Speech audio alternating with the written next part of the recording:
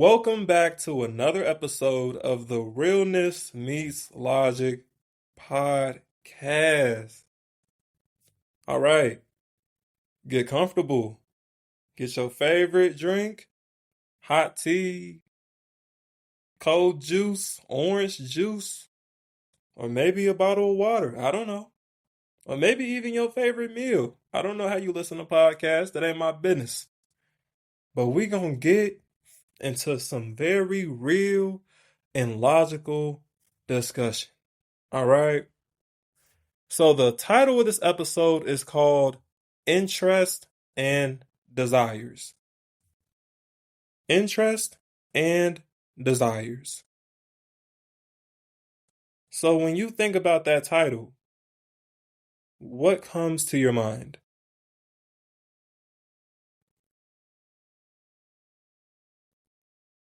I just wanted to give you that time to think. But whenever I think about that title, I'm thinking about dating or connecting with someone that you're interested in getting to know on a romantic or intimate level. And when it comes to dating or wanting to connect with somebody on a intimate level, you have interest and then you have desire. We're going to get into a lot in this episode. All right, let's go. So, let's start with our first point. Someone letting you talk to them does not guarantee that they are interested in getting to know you on a romantic or intimate level. All right? So yeah, it's going to be some gut punchers in this episode. I'm not going to lie to you. You know, it is. It is. Because some of the things I was writing down, I was thinking like, wow, okay, that kind of hit a little close to home, but hey, we're going to keep it real and logical, baby. All right. So, yeah, you got the number of whoever you're crushing on or whoever you're interested in at that time. You worked up the courage or whatever the case may be to talk to your person that you're interested in. Can we talk for a minute? 'Cause I want to know your name. Can we talk for a minute? Hey, 'cause I want to know your name. I can't sing, so we're going to keep it on the podcast. But anyway, so just because you got the number of the person that you've been crushing on and that caught your eye, just because they gave you their number, Instagram, whatever the case may be, you're talking to them, does not guarantee that they're interested in you. They could have gave you the number just to get you out of their face. They could have gave you the number because they had a slight interest in you, but it wasn't strong enough to really see where that situation could go. And they're really texting you when they're bored and they want some attention. Hey, we gonna keep it real. We gonna keep it real. We gonna get more into that. So, when we're talking about dating, you hear the terms interest.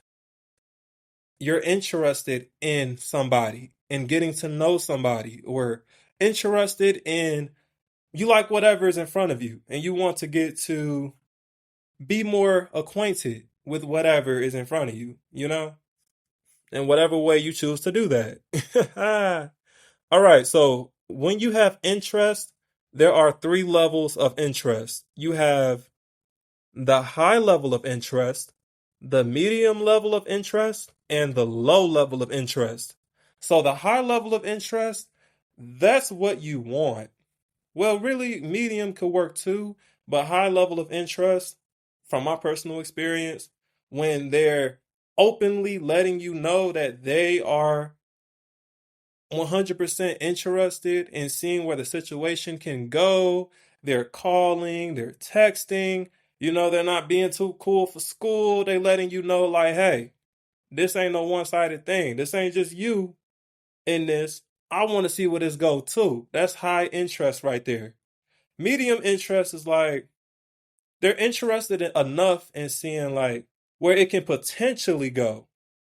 Kind of like, okay, like I ain't too pressed about this situation, but I'm intrigued. Like I'm interested. I want to see where this can go. You know, it ain't like I want to see where this can go.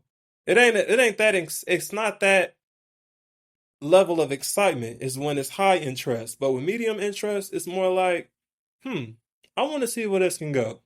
And then low interest, which I advise, if you get that from whoever you shot your shot at and whoever you're talking to or in a talking stage with, leave that situation alone because low interest, they're really just entertaining you to entertain them. They're bored. They just want somebody to talk to. They want somebody to stroke their ego a little bit. They want somebody to validate them. You do not want to be dealing with anybody that has low interest in a situation when dealing with you. You might as well just move around until you get somebody at a medium interest, which is cool, or a high interest where you know that, okay, this is something that you can work with. All right. Also, some people are not interested in you as a person because they are more interested in the attention and the time that you give them. So as I said before, you have some people that are really time wasters for real. They look at this as a game, which is fine. It is what it is, you know? To a degree, it is. That's why it's called the dating game. Some people, you have some serious connections. You have some connections that are more for fun. But we're going to get into that as this podcast continues to roll. All right. Our second point. This is a good one. This is a real good one. Playing strategic communication or phone games is just a waste of time.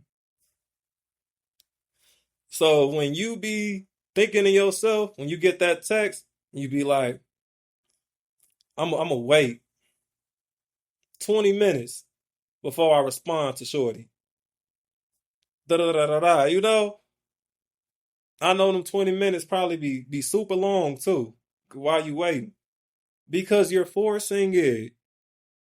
Don't get me wrong. Like, I believe in I get like standards and setting the tone for a situation and not coming off like thirsty, which we're going to get into that as this podcast episode continues to roll. All right.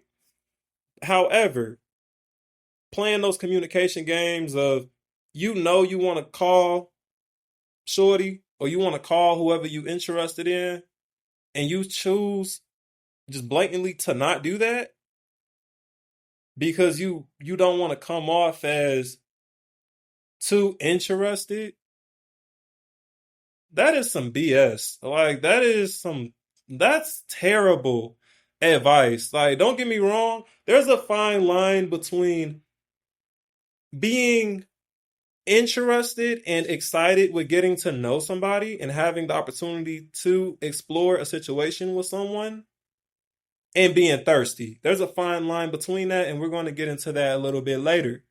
So, it's been scientifically proven that people want what they can't fully access. However, it is personally proven that if I don't want you like that, it don't matter how unavailable you make yourself appear to be. I don't want you like that. And I'm moving around. Period. So, if I'm dealing with somebody, I'll put myself in a situation because why not? Just speaking off of experience. If I'm dealing with someone and they're playing these communication games, like they're not, don't get me wrong. I know people get busy and the world does not revolve around me. I understand that. But I know when somebody playing games with me. You know what I'm saying? Like, if it's taking you more than a day to respond to a text or to like return my call, whatever the case may be, I'm moving around. I'm moving around because you may be playing them games thinking that, oh yeah, I'm exclusive. I'm gonna play hard to get. I'm not easy. You don't gotta be easy to communicate. Like, you know what I'm saying? So a shorty playing that type of game, like, oh, like, yeah, I'm gonna play hard to get. Yeah, you're gonna mess around and lose your opportunity, baby. I'm gonna move around. Easy. Anyway, because you're not the only one. All right, let's move forward. Communication games like these can delay or drag out a situation's ending that wasn't going to work, and it can also cause us to miss out on a situation that had a strong potential to work out due to the other person's open expression of interest. So, if you have someone who's not thirsty, but they're excited in getting to know you and they're expressing that openly, but you playing with them because you want to be this too cool for school person and have this facade of you really don't care when you really do, and you not answering certain calls and text messages because you want to be this hard to get catch, quote unquote catch,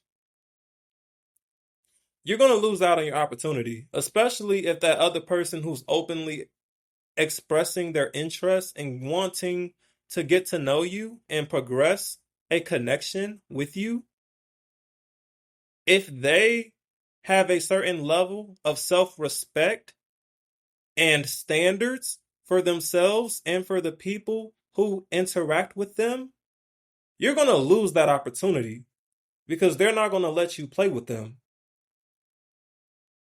So, you trying to play this too cool for school game, you might have lost out on a connection that really could have worked out for you. That really could have been something. Even if it's not a serious situation that you want, it could have been a nice little fun situation that y'all could have learned, vibed, and gained a lot of information from each other from that shared experience. But you missed out on that because you're trying to be too cool for school. You're trying to be the hard to get, the catch. But let me tell you something. A person who has standards, who has self respect, is not going to chase you. They may pursue, because I say this all the time. I may show interest to let you know that I'm interested in getting to know, a young lady or whatever the case may be. I may put that interest out there. And if I feel the situation or the person is, to my standards, worth me wanting to get to know, and I'm interested enough, I'm going to pursue, but I will never chase. Because when you're chasing something, you're running towards something that is running away from you at the same time. Nah, you're going to be right there, stay right there, and I'm going to come get you, baby. And if you trying to do that running game while I'm already trying to pursue you and that turns into a chasing game, it's cut. It's over. It's a dub, baby. I'm moving around. Period. Flat. All right.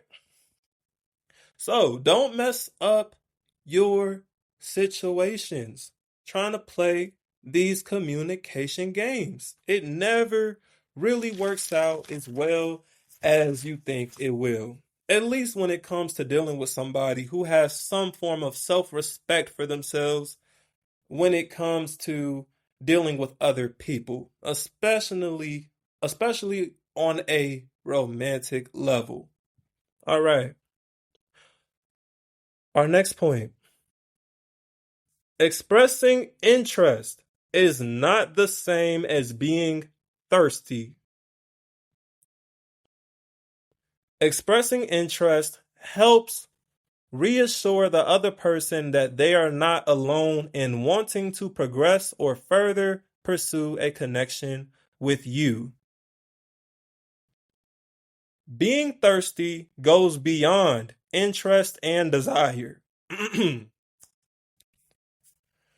I said, let me get some water. Hold on. I've been talking for 15 minutes. All right. Being thirsty goes beyond interest and desire. When someone who is thirsty receives any kind of energy or attention, that optional desire to connect with someone becomes an uncomfortably unattractive need to be interacted with and validated. I'm gonna let that sit for a little bit because I just dropped some bars on you. I just dropped some gems, some genonyms. You feel me? All right, so some people, actually a lot of people, I'm not gonna lie, at one point in time, myself included, would do the too cool for school stuff because I didn't want to come off thirsty. Because we don't want to come off thirsty. Newsflash, having direct and expressing your open interest in wanting to get to know somebody, and if you're actually excited in where that can go and you show it, that's not you being thirsty. That's you being open. That's you giving a situation direction.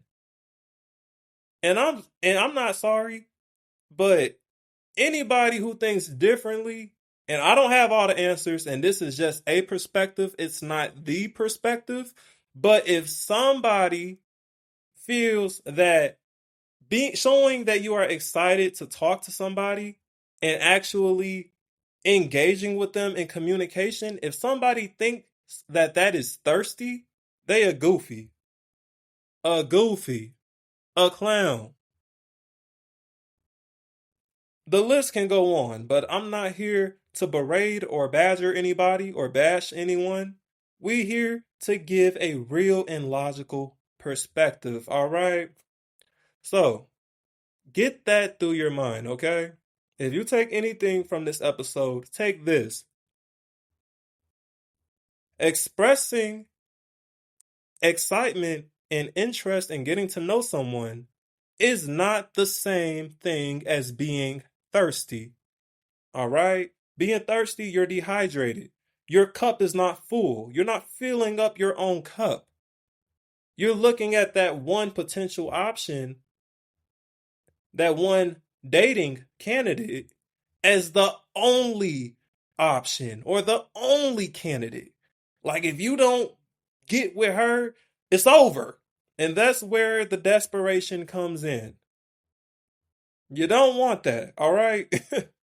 You don't want that. Because that's when that healthy desire for a potential option for a connection can shift into an uncomfortably unattractive need of having any form of attention from that person. Like anything. Like they just send you a dry hi message. Like just the words hi. Letters HI. No exclamation mark, none of that. Just hi or hey. Not the hey with the extra 3 Y's. No, just the regular hey. Because they're bored. But when you're in a desperate place and you're looking at them as if they are the only option that you have for a connection, and when you are looking at them instead of an option that you want, and you shift that into this energy or attention that you need, they can give you the scraps, the bare minimum. And guess what? You're going to be waiting there like a little lapdog. Just because they're giving you something. They throwing the little breadcrumbs. You know, you ever heard of breadcrumbing? When somebody is in a situation with someone who's really not that interested in them as they are into them, it's very one-sided, and that person shows them that they're not that interested, but every now and again they'll do something very small, but it's enough to keep that person going, to be in that situation, to continue to validate that person who really don't want them like that. All right? It's a difference between showing honest and real excitement and expression of interest and wanting to get to know somebody and being flat out thirsty. Let's get that clear. All right. For this last point, please, when I when I say this, please listen, all right? Your nervous system is very important when you are dealing with people on a romantic or intimate level. Okay? All right. So, your nervous system is your navigation. Meaning, your nervous system is going to give you all the direction you need. Because when you are dealing with someone, sure, it's about what can they bring to a situation and what can they do for you, as it is what you can do for them and what do you bring to the table. But at the root of it, because we all come to situations, let's keep it real, with our superficial wants and desires that we want to be met by that person that we're in a situation with, whether that's serious or casual.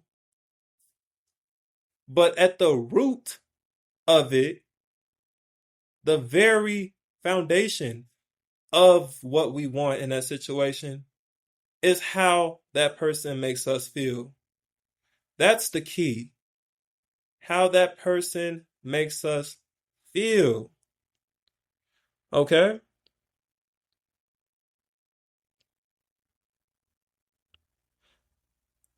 And I don't want you thinking that how a person makes you feel when you're dating them or connecting with them on whatever level you're connecting with them on, that it has to be a serious, committed relationship or situation. No, I'm not saying that. You don't have to be exclusive with them if you don't want to, if that's not what you two agreed on, if it's whatever. But I'm saying this, you don't have to be exclusive with someone or committed to someone for that statement to be true. You can have a very fun and casual situation, but still pay attention to how that person is making you feel. Do you feel uneasy? Do you feel stressed? Do you feel on edge? Do they help calm you? Are they your safe space? Are they your little hideaway from the world? You know what I'm saying? Like, it's a reason why it's some songs out here like that that talks about how different people make them feel. Even if it's not a relationship. You got guys making music like T-Pain implies, like Shawty, like I forgot how that song go. Hold on. You not my girl, I'ma call you my shawty. And I can't stand to see you treated bad. I be this for my shawty. And we ain't did nothing that we ain't supposed to do, cause you my shaw. Whoa. You can hit me on the ring tone. Whatever. You get the point. You get the point. That song and then Boo Thing, where it's like, you my boo thing. Can't get enough. I love your stuff. Let's turn it up. You get what you want, cause you my boo thing. And when your friends ask, I'm not your man, just the closest thing that you have to a boo thing. Boo thing. Boo thing. Boo thing. As you can see, I listen to a lot of R&B, but I can't sing. Neither here nor there. We just pushing the point, all right? So songs like that, T-Pain is not saying that that's his woman as if that's his girlfriend, but he rock with Shorty so tough because of how she makes him feel. To the point where he gonna risk it all. He like, look, I can't stand to see you treated bad. Like I will whoop your boyfriend over how he treats you because you so good to me. Do I agree with all the messages? No, but pick up the root of what I'm saying. Everything that he said is coming from a passionate place based off of how she treated him. But they're not in a committed relationship. And then you got the song Boo Thing that I was just singing. He literally said, I'm not your man, just the closest thing that you have to a boo thing. Saying that he's invested in the situation enough to where he's not a stranger to the girl he's talking to in the song that he's singing about, but he's also not her committed man in a full-blown relationship either. They have an understanding, and the way she makes him feel, he's willing to invest a little bit more than just, like a casual type situation. Like it's some kind of strings in there. It's some kind of, not commitment, but some kind of investment. Why? Because that's how that woman made him feel when he made that song. Or whatever, because I don't know. It'd be writers in the studio that could have wrote the song. I don't know the homework or the history on that song's creation. But just to make a point, pick up what I'm putting down, all right? So basically what I'm saying is you don't have to be in a committed relationship for it to matter how that person is treating you and how that person makes you feel. And you're going to get all that from your nervous system. They can be your peace and your calm, and it's still a casual situation. You know what I'm saying? It's just about how you feel. That's important. Another thing I want you to remember is this.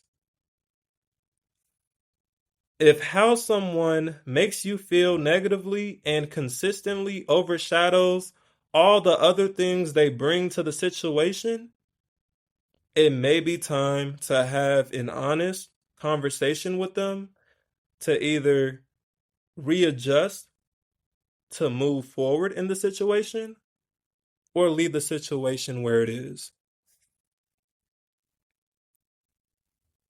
And I'm going to leave it there. I hope you enjoyed this episode. If it resonated, share it. Share it to those who you feel needs to hear this message as well. And just keep on giving, it's the gift that keeps on giving. Each one reach one, each one teach one. So, with that being said, follow the podcast on Instagram at realness_meets_logic. Follow us on TikTok at realness_meets_logic. And then subscribe. Really subscribe and turn on those notification bells so that you can get updated on when the next episode drops. All right? And you can subscribe to the Realness Meets Logic podcast YouTube channel. The YouTube channel is called Realness Meets Logic Podcast. Follow all those platforms if you haven't already. Tell a friend to tell a friend. Tell a family member to tell a family member. and just send it out to your platforms in general. Put it on your stories if you really rock with what I'm saying. Clip it, put it on your story. Really support the message because I'm here to expand your perspectives. All right? Because my perspective is a perspective, it's not the perspective. All right?